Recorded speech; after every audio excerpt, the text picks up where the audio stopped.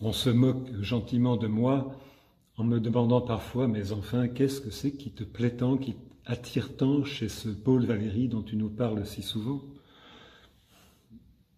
Difficile de résumer, mais quand même, la qualité de l'expression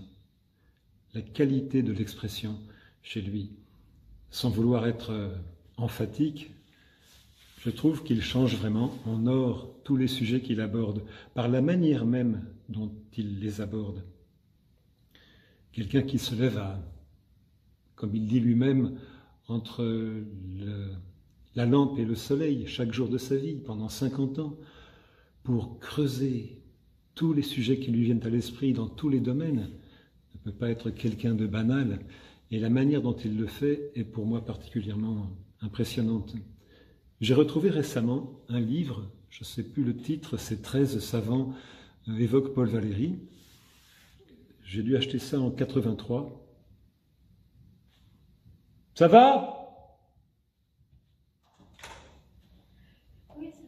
Bon, t'es prête à travailler durement? Je suis toujours prête à travailler durement. Bon, on entendra ta jolie voix. C'est vrai? Tu es la bienvenue. You are welcome.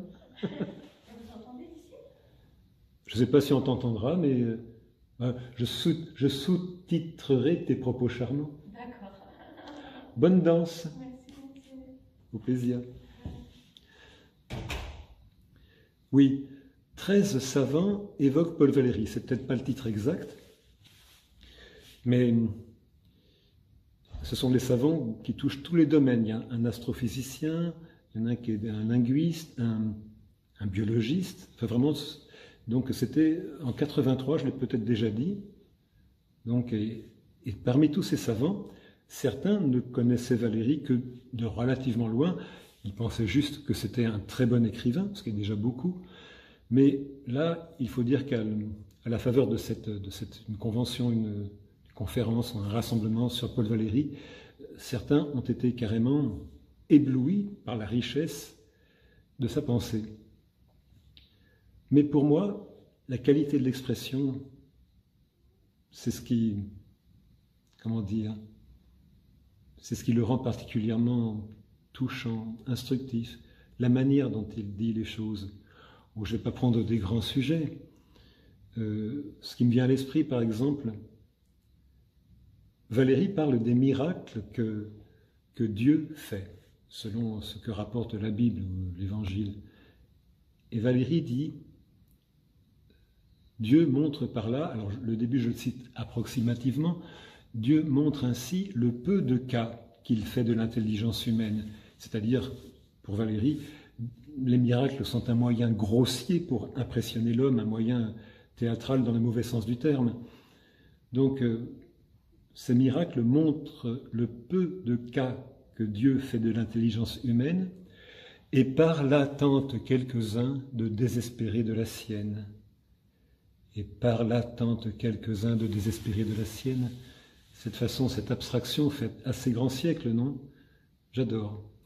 Et puis, un autre exemple, vous savez, là où on dit « Oh, il ne faut pas se soucier du suffrage des autres, voilà, on mène sa vie. » Non, voilà comme dit Valéry, aux esprits profonds, il est refusé de s'admirer par le détour de la ferveur d'autrui. Alors ça, mais ça il le dit comme en passant, hein, il n'en fait pas des sentences, des maximes, non. Tenez, quelque chose de beaucoup plus familier. Je me souviens d'avoir lu, il revient d'une conférence, je crois que c'était en Belgique, dans le train, et il n'arrête pas de penser à celle qui, à l'époque, occupe son esprit, Renée Vautier, la jeune femme sculpteur qui a fait d'ailleurs un très beau buste de lui qu'on peut voir dans l'aile Passy du Trocadéro. Donc il pense à cette jolie jeune femme, et puis il est dans le train de nuit, et il voit tout ce qui défile, il est plus ou moins indiscernable, les rails. Il dit, « Tenez, en vous écrivant, je me surprends à sourire au matériel de la voix. Je suis peut-être naïf, mais tout ça, ça compose un bouquet, pour moi, que je trouve tout à fait charmant. » Bon, écoutez, là, je suis épuisé par beaucoup de gym, et donc je vais me requinquer par une petite dégustation de vin. Vous voulez venir avec moi? On y va? Allez, je vous invite. J'étais donc à Montmartre avec Vincent Scotto.